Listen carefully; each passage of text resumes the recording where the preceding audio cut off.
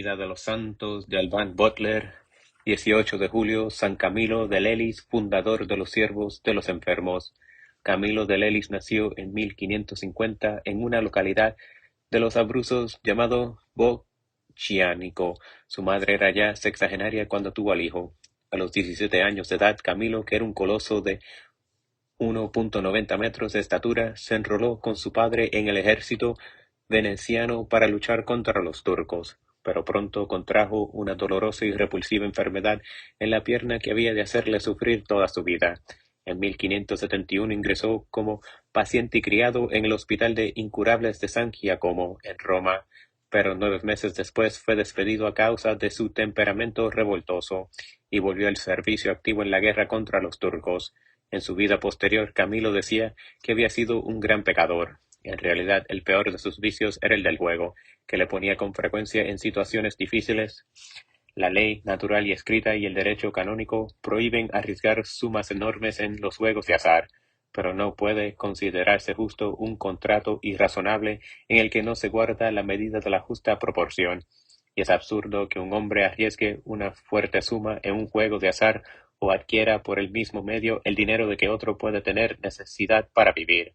El origen más común del vicio del juego es la avaricia que, llevada a ese extremo, es capaz de regocijarse por las pérdidas del prójimo y de arrastrar a muchos otros excesos.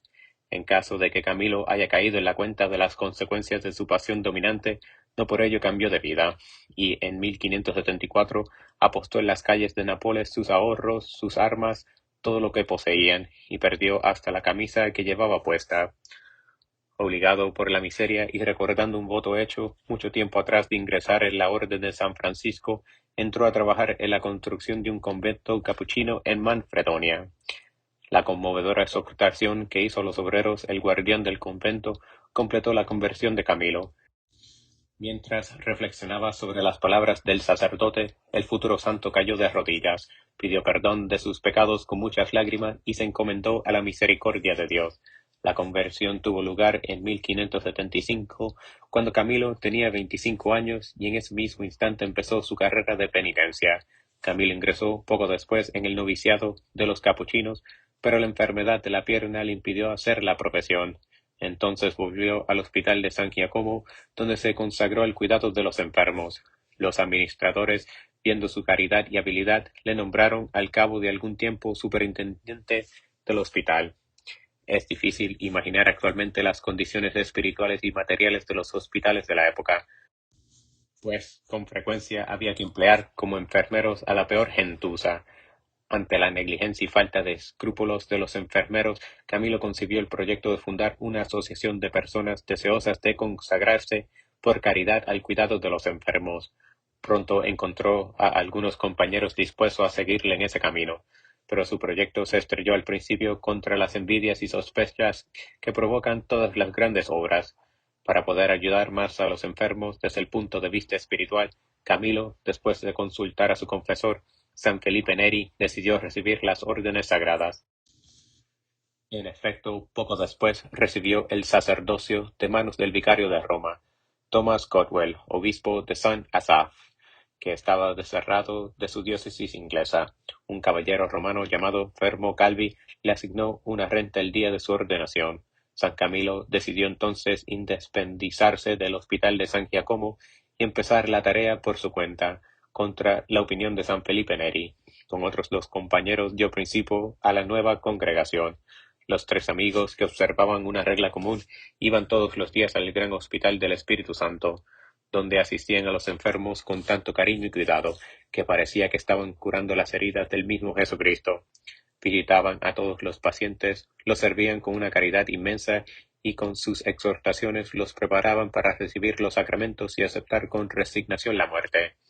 El fundador tuvo que enfrentarse con adversarios muy poderosos y grandes dificultades, pero su confianza en Dios le sacó adelante. En 1585 alquiló una casa y el éxito le movió a extender sus actividades. Así pues, prescribió que los miembros de la congregación hicieran un voto de atender a los prisioneros, a los enfermos infecciosos y a los enfermos graves de las casas particulares. En 1595 y en 1601 envió a algunos de sus religiosos con las tropas que iban a Hungría y Croacia. Tal fue el comienzo de los enfermeros de guerra. No pretendemos disminuir la gloria de Enrique Dunant, el fundador de la Asociación de la Cruz Roja Internacional, pero sería injusto olvidar a los que antes que él se ocuparon de los heridos en el campo de batalla como San Camilo de Lelis y Florencia Nightingale. En 1588 San Camilo fundó una nueva casa en Nápoles, a petición de las autoridades de la ciudad. Como se había prohibido que entrasen en el puerto unos navíos en los que había algunos apestados, los siervos de los enfermeros, como se llamaba a los compañeros de San Camilo, subieron a asistirlos a bordo. En la empresa perecieron dos de los compañeros del santo, los primeros mártires del nuevo instituto. San Camilo tuvo ocasión de mostrar también su heroica caridad durante una epidemia de peste que causó gran mortalidad en Roma y durante una época de carestía que asoló a la misma ciudad.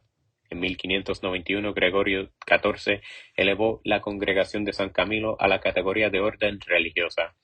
En la actualidad, los siervos de los enfermos, que desde el punto de vista canónico son clérigos regulares, cuentan con sacerdotes y hermanos legos, y siguen consagrados al cuidado de los enfermos en hospitales e instituciones privadas. Como lo indicábamos más arriba, el fundador de la orden estuvo enfermo toda su vida. Durante 46 años padeció el mal de su pierna, que además tuvo fracturada desde los 36 años, y también tenía dos llagas muy dolorosas en la planta del pie. Desde mucho antes de morir padeció de náuseas y apenas podía comer. Sin embargo, en vez de permitir que sus hermanos le cuidasen, los enviaba a asistir a los otros enfermos. Cuando sus propias enfermedades le impedían caminar, encontraba manera de arrastrarse noche y día por los hospitales para ver si los enfermos necesitaban alguna cosa. Entre los males que se evitaron gracias al celo San Camilo, se cuenta el remedio a los trágicos descuidos de enterrar a los moribundos sin censoriarse de que estuviesen muertos. Ordenó el santo a sus religiosos que continuasen las oraciones de los agonizantes por lo menos un cuarto de hora después de la muerte aparente, y que no tolerasen que se cubriese demasiado pronto el rostro de los muertos. San Camilo fundó 15 casas religiosas y 8 hospitales. Dios premió su celo y caridad con los dones de profecía y milagros y le concedió innumerables gracias extraordinarias.